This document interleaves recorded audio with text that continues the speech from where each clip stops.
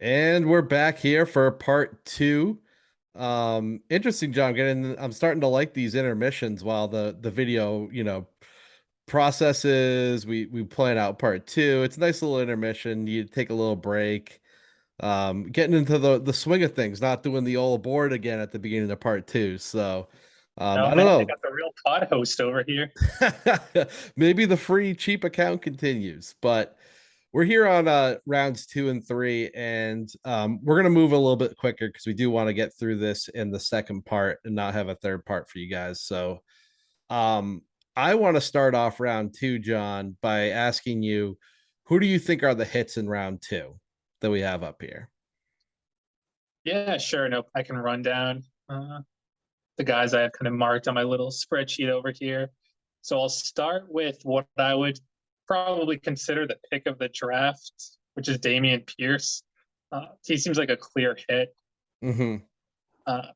I'd call him the pick of the draft because one, I feel like it was not everyone would have necessarily taken him that high, and like I was a guy who liked Damien Pierce coming into the rookie draft, but I probably would have gone more mid to late second on him. So props to Jimmy for pulling the trigger there.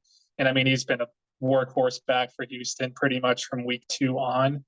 So huge value there. And to me, he looks too talented for them to like draft another guy next year. So I think he should be solid moving forward. Mm-hmm.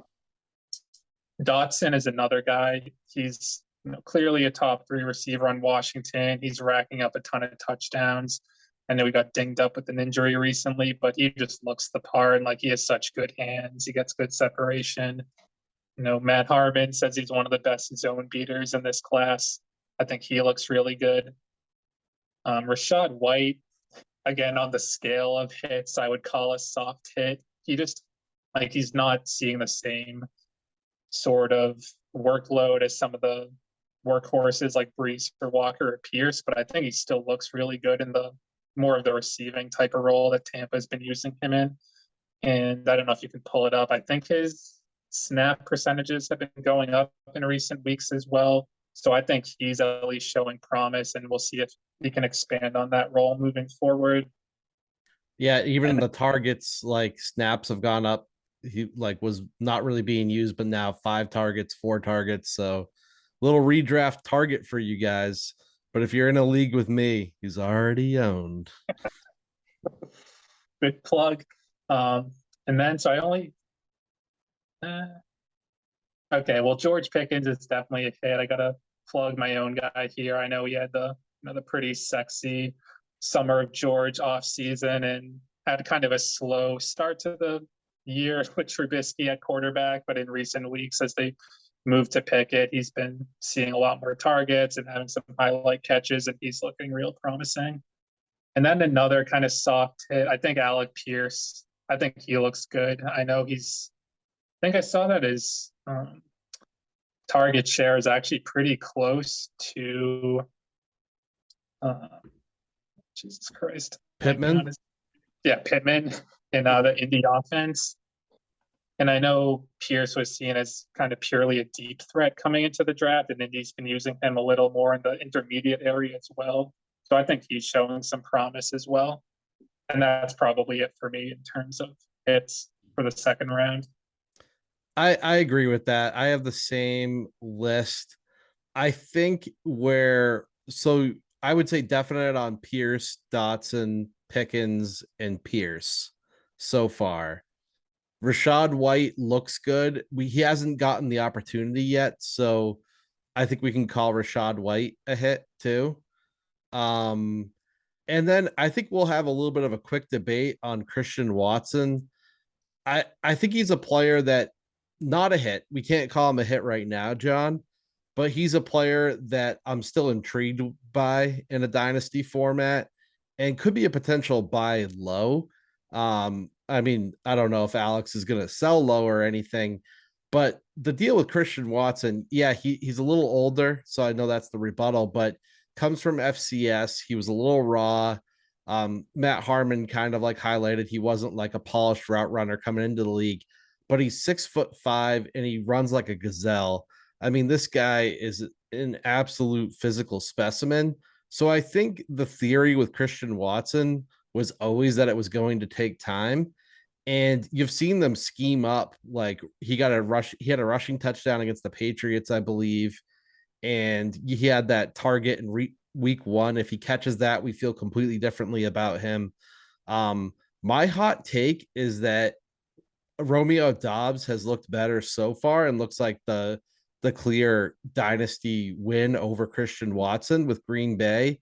I think that could flip over time because I think Christian Watson's a more talented player, whereas I think his ceiling's higher as he gets more experience in the NFL than a Romeo Dobbs is. Yeah, I mean, I think I'm gonna disagree with you on this one. I guess I'll share some of my priors on Watson with you guys, which is I was pretty much out on him coming into the rookie draft. I know he was kind of a measurables guy. Like Brandon was saying, he's 6'4", is a blazing 40. But from what I was reading, he just didn't produce that much in college. Even, you can argue he didn't have good quarterback play, but he's also not going against D1 corners or anything like that. Um, I've seen some MVS comps, which is kind of funny considering that's basically who he's replacing, whether that's Tread carefully, intentional by tread carefully. whether that's intentional by Green Bay or not. But I just have some reservations. So far, they've just kind of been using him as a gadget guy and using Dobbs as more of the X downfield receiver. So we'll see if that flips at some point. But I'm more out on Watson than you.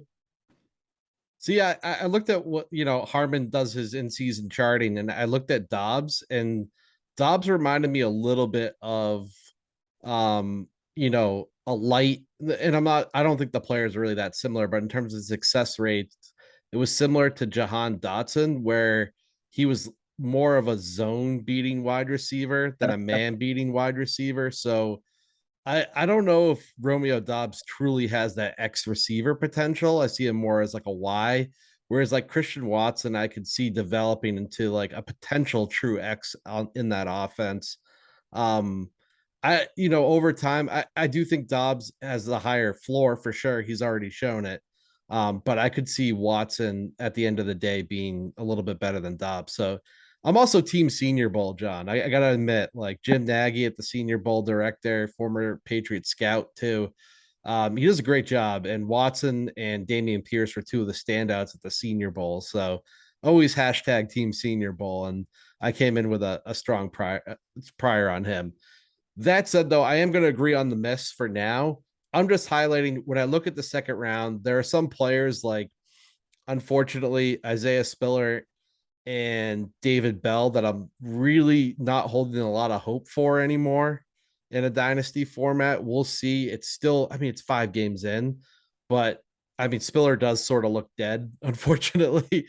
I mean, like they brought in Sony Michelle, Josh Kelly's getting work over him. He hasn't even been active, it looks like, doesn't even show a game log. So he is 21, he is young, but I mean, as a running back, maybe there's a reason he fell to the fourth round and was later than we thought. So I'm not holding out much hope for Spiller. David Bell really needs Deshaun Watson to come in and save his early outlook.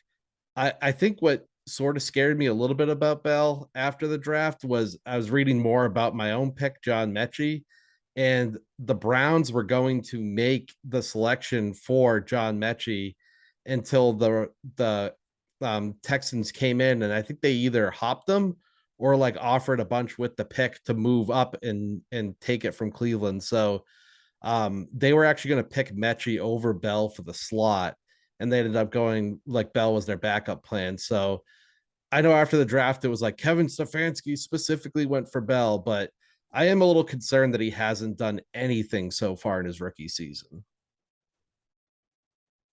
Yeah, I didn't hear that story about the real draft, but it is interesting. But yeah, I mean, I know Cooper is the clear one there, but you'd think, yeah, having that slot role theoretically locked down, you'd hope you'd see a little more action. And I know he did have some injuries in the offseason leading up to the start of the regular season, so maybe he had a slow start due to that. But again, with these rookies, you really want to see production in year one that can that they could build upon moving forward. And yeah, Spiller, we haven't seen that. Bell, we haven't seen that. The quarterbacks are hard to say again because they're going to take longer to potentially see the field and develop. But for some of these skill guys who just aren't even seeing the field much at this point, it's a pretty rough start to their careers. Yeah, I think Ritter, it's going to be important for him to see the field in the second half of the season, potentially sooner, because the Falcons could end up with the top half of the first round pick and a chance at a quarterback. So I think they need to see what Ritter is. And his draft capital historically doesn't really, make you confident in him as a dynasty asset. But I think that it still is very much an incomplete for Ritter because we haven't seen him play yet. And then unfortunately, for John Mechie as well, with his leukemia diagnosis, like it's really good that they caught it at the physical, but unfortunately, really, it's going to be a couple years. I think if he returns next year, that's like a just fairly soon for him, from what I've been reading. So we'll probably have an incomplete on Mechie for a little bit.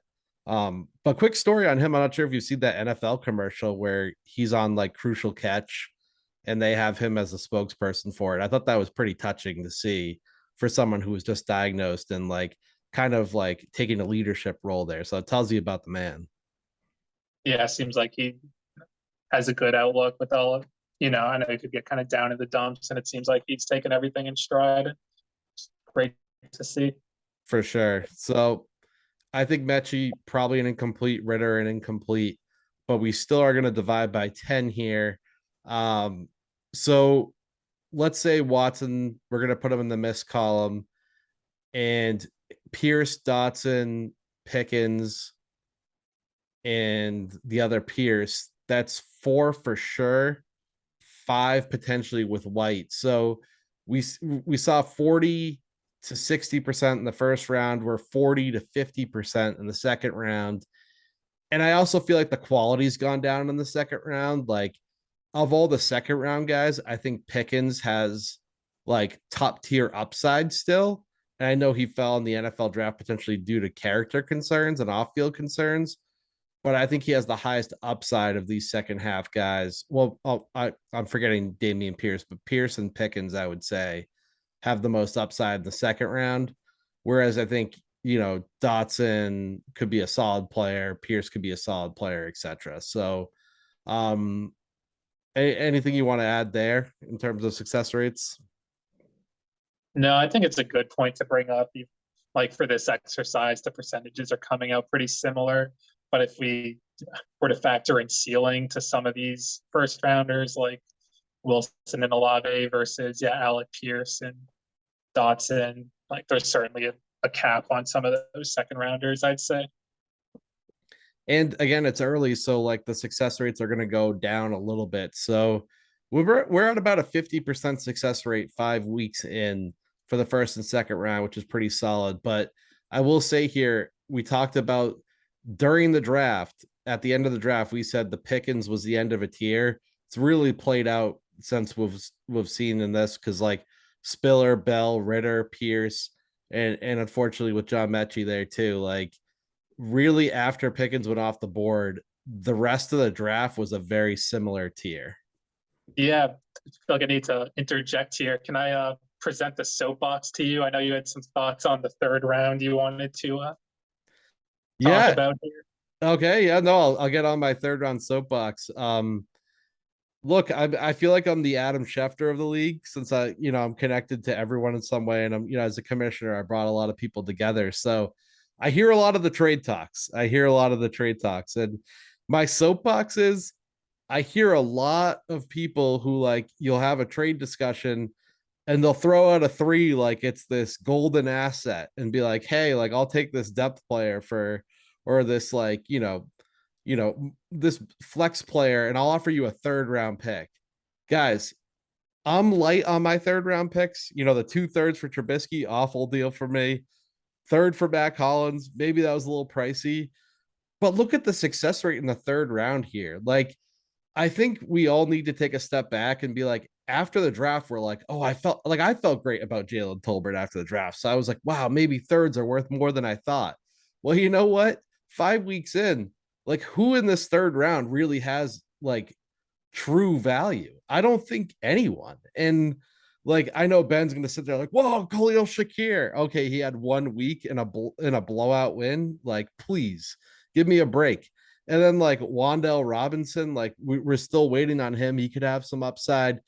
And look, the book is not set on a Malik Willis or a Matt Corral yet. I understand that, but you look at this third round, John, and like none of these guys are helping people out right now. And a few of them, like, they're just not even as valuable as guys who were picked as undrafted free agents after the draft. Yeah, no, totally agreed. Yeah, some of the guys like Willis, Corral, who knows the Panthers are going to have a high pick and probably replace their quarterbacks moving forward. McBride's the other one I would say. Like tight ends take some time to shake out in the NFL, but yeah, I mean, as of today, I'd say we have a 0% hit rate in the third round so far. Uh, Again, some of those quarterbacks or tight ends, we'll see. The book isn't fully written yet, but yeah, no, it's a good point. I know I'm guilty of this and maybe overvaluing thirds, but the earlier returns aren't looking so hot for those picks. Yeah, I mean, like Pierre Strong hasn't even really seen the field. Corral got hurt. Davis Price got hurt, but got kind of beat out by Jordan Mason. Shakir finally got some action, but it was a blowout. Let's see what happens when Isaiah McKenzie's back. Wandell has just been hurt. He has a chance, but we'll see. Zamir White hasn't done anything to challenge Josh Jacobs. Hard to blame him, but I don't think he's looked great anyway. Jalen Tolbert's been an absolute puddle. He's not even active for a team that like needed receiver help, so that's definitely a concern for his future, I would say. And a player I liked his film. Hashtag Team Senior Bowl too. He's pretty solid there. So I'm surprised. I liked him, but again, he doesn't look like anything. Algier looks like, I mean, I is feel it like he's just a guy. I feel like he's one of those like a a little bit of a plotter so far, but right. 10 for 84 you like, but it really comes down to Malik Willis. And if this guy ever gets a chance to start, like his rushing ability is really going to help, but he certainly is a long way to go in his trajectory. And, there's a lot of these toolsy quarterbacks who end up being nothing. Yeah, I know everyone, wants these guys to turn into Josh Allen after 3 years, but that's more the exception than the rule for some of these traits-based quarterbacks. Yeah. So I agree. I think we're looking at 40 to 60% first round success rate. We're looking in the second round, we were at, I believe, 40 to 50%. And then you look at the third round here, and we're currently at 0%. So like right after the Pickens pick, this draft was really, I mean, I don't know if you want to call it 14, 15 players deep, it feels like at this time. And really nice pick by Edwin here to snag Alec Pierce, who I was going to pick over John Mechie back there. So, yeah, interesting. I'll highlight too, like guys like a Trey McBride, who, yeah, he's behind Zach Ertz, but look at the snap counts. He's barely touching the field. I think Isaiah Likely at this moment in time looks like the best tight end in the class. Yeah, I think that's a good segue into some of the. So we talked about the third or all three rounds. There are a few undrafted free agents who I think if we're redrafting today would probably go in the, maybe even as high as like the late second, definitely the third. Yeah, Likely is one of them. I know he was lighting it up in the preseason, and I don't know if you can pull up his profile. It feels like he's been seeing the field a good amount, getting a pretty good snap share in Baltimore. Yeah, he's stuck behind. And does it go up here? I don't know why Sleeper is really not letting me go around, but here we can go. I don't have any claims in, so we can start to look at the team fine. Isaiah Likely, yeah, he's playing around 45-30% of the snaps, 4 for 43, but he's stuck behind Mark Andrews. He's almost like a tight end, like handcuff, more than anything because he also Right. plays that move tight end. I know some of the other guys you're going to bring up here, so I'll just go to the players and do a little search. Jon with Romeo Dobbs as a UDFA. We've talked extensively on Romeo Dobbs, but this is a player who, like, if we redrafted today, Romeo Dobbs is in that George Pickens tier in that second round, I would say. And Pickens is probably a first rounder, honestly. Yeah, I don't know if we have time today to do a full redraft, but I think Dobbs definitely goes second round based on what we've seen so far and looking at some of the third rounders who went ahead of him. Uh, yeah, no, I mean, he's been one of the top receiving threats for the Packers so far. So nice pickup from Jon with that kind of sprint for the undrafted free agents right after the rookie draft. And then your own Brian Robinson as well. Didn't I know the numbers weren't there, but 9 attempts, 30% of snaps, first game back. That's certainly promising. A player who would probably go in the second round if we redrafted today. Yeah, I don't want to put too much into like the yards per carry with him since we all know the story at this point. He went through the tragic shooting right before the start of the season, but during the preseason leading up to things, it seems like he was potentially seizing the early down role over Antonio Gibson. Like, I don't think he was ever going to see 100% of the first and second down carries or something extreme like that. I think it's going to end up being a three-way committee still. But 9 carries in week 1, I forget. I think that was pretty. I think he tied with Antonio Gibson for carries, so we'll see if he could build on that moving forward. Maybe carve out uh, that early down role. But I think he has potential to be the lead back for Washington with Gibson getting some of those early down looks and some receiving work as well. And then McKissick will get sprinkled in on third downs too. Yeah, I think he'll get more and more involved over time. And then I think another UDFA to highlight, Isaiah Pacheco. I picked him up, was traded to Ben in the hashtag Brandon Cooks trade. So another player that probably gets drafted today. I don't know if I'm missing anyone, Jon, who would get picked up, but that might be it. Yeah, those are the interesting free agent ads after the draft I could think of. We can have a rebuttal pod if anyone can think of anyone we're missing. Uh, I know Hassan Haskins, Mark dropped a lot of money on, but he doesn't even look like the backup there. Uh, Calvin Austin hasn't really played for Ben. So I think we have hit on the majority of players, and we're probably forgetting someone who's making an impact, but definitely not Valus Jones. That's we could skip him. Um, but yeah, I mean I look at this draft and we got a little bit of time left on here, Jon, so we can maybe dig into some players. I know we flew through the second and third rounds.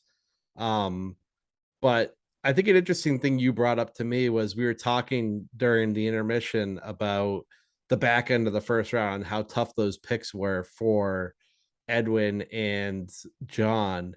And you brought up a good point. I don't know if you want to introduce it here about sort of like parity and why the second half round first round picks might be tough. yeah, I mean, I guess my point talking to Brandon in the intermission was this is, we're trying to mimic the real NFL. And like in the real league, you're going to have a higher hit rate at the start of the first round, let's say. Um, and then the teams that made the championship or won the championship that are picking 9 and 10, it's going to be more slim pickings and a lower hit rate with the guys you're choosing from at that part of the draft. So I think for competitive balance sake, you know, realistically, yeah, you're going to have a higher chance to hit with the first overall pick than the 10th overall pick. And it seems like that's playing out in this first rookie draft for the league. Um, but I just thought it was an interesting point to bring up for competitive balance of the league. Yeah, no, definitely. And that's what the reverse order is, and then no snake really. Because I mean, imagine if you did snake and Jon gets 2 picks in that second tier, it might even arguably be better. I mean, probably not than the first 4 picks, but you can kind of see why it is, mimics the NFL there in terms of order. Yep, right. I think an interesting thing I'll throw out too is one of my lessons from the draft is in the off season, if I'm going to trade for a draft pick, I think you always want to strike when the iron is hot, right? So you can't necessarily wait for the draft, but I wonder if more of us will make draft day moves now that we've been through a draft and we saw, the Spider-Man meme, Jameson Williams, Treylon Burks, Chris Olave part of the draft, and might save some bullets to be like, okay, like I'm gonna move around a little bit on draft day. Or I know for me, like I don't have any draft picks this coming year, and I don't have any draft picks the following year. Like if I'm gonna sell an established player, unless I'm trying to like capitalize on high value or something, I might wait until draft day and then be like, okay, I this guy I like is on the board. I'm going to try to trade a veteran for the draft pick now. So like I think I'm going to try to be a little bit more active with draft day trades, especially over the next 2 years, and sort of play the board that way now that I've been through one, if that makes sense. Yeah, and I think in the first rookie draft, like there were some first round trades, but for the most part, I feel like everyone still had their early picks.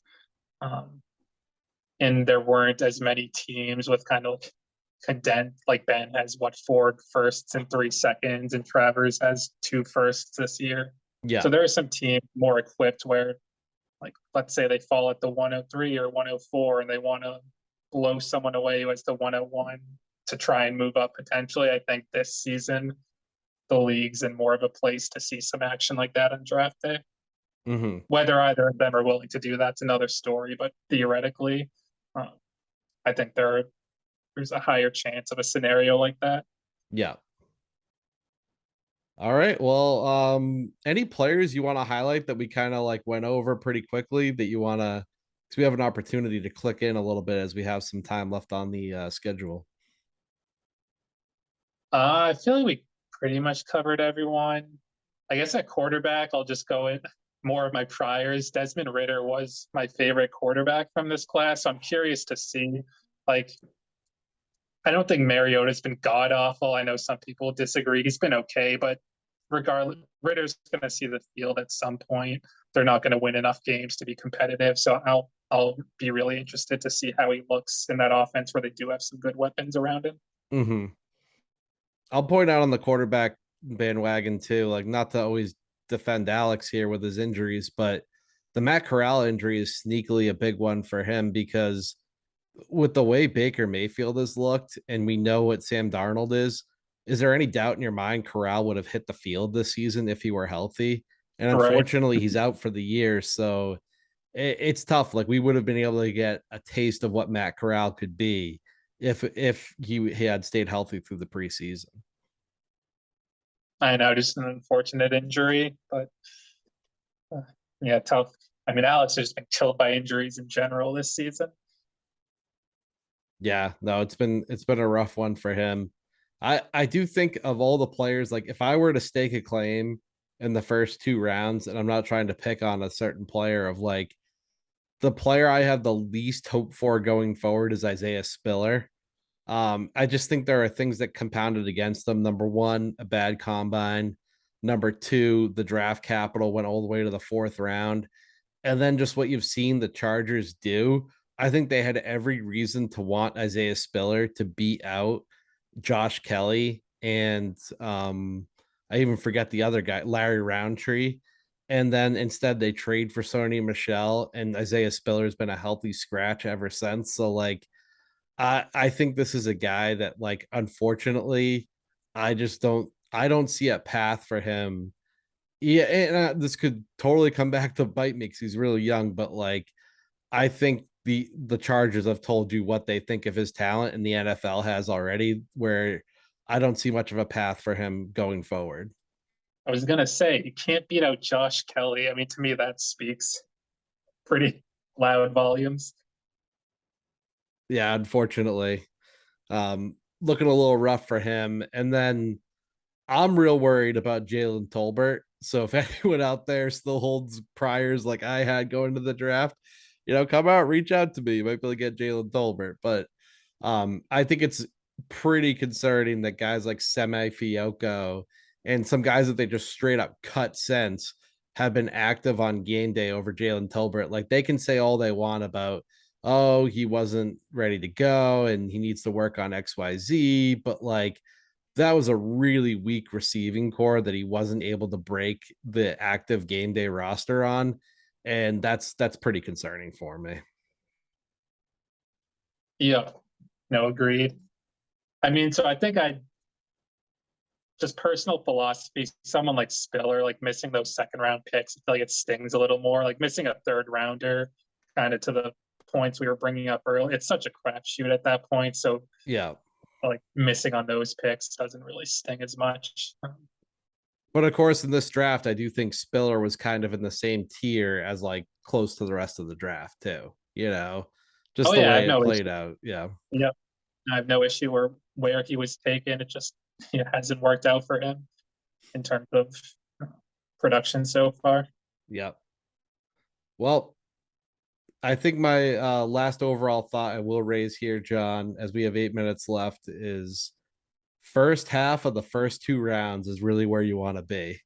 And maybe that's just this draft and every other draft is going to be different. But I think when I'm looking at trades, it's really like if you can get the first or the second round pick of the lottery teams each year, I think that's really where you want to target yourself. I know that was one of the eye-opening things for me looking at this. I mean, the first round definitely seems like the top four guys are hits, like we discussed in part one of the pod. But yeah, the second round too. I mean, Damien Pierce, Dotson, Rashad White looks pretty good. Pickens looks good. So I mean, the early second round as well. It looks like there are a lot more hits compared to the back of the second, where things dropped off pretty quickly in this 22 draft for us. Yeah. Well, we're excited for 23. I know Ben is. I know you certainly are turning your attention, starting to read some of Dan Brugler on The Athletic, I'm sure. Oh yeah. Uh, but what we're gonna do here, just a little content cell. Like we're always gonna come back to the draft. I think it's an important thing. We'll probably come back a little later in the season, see if anything's changed, and kind of mention that, talk about the success rates again. Could end up being a useful podcast right around the trade deadline, actually. So we will have another draft review. And then at some point, you brought it up mid podcast. I'm like, that's a great idea. We'll probably even do a full redraft of maybe the first two rounds in the draft and or at least the first round and just have a little fun there to see where guys go if you completely redraft the whole thing. Yeah, I think later in the season, as we have our initial thoughts about these guys after 5 games. Yeah, later in the season, that sounds like a good time to do something like that. Yeah. Well, John, really appreciate you jumping on here. I know it's been a tough season, but one of the things we always said that's great about Dynasty is there's always something to pay attention to in every game for your Dynasty team, whether you're competing or whether you're building for the future. Yep, for sure. I know the losses are tough to swallow, but at least thinking about trades, and yeah, I've been starting to do more draft prep early in the season, so I'll be ready come what is it, June or whenever we end up doing the rookie draft again this year. Perfect. Awesome. Well, for myself, Brandon here at the Old Board podcast, and John, thank you for joining. Hopefully we see you guys next week and continue, and good luck to everyone this season. We'll talk to you later.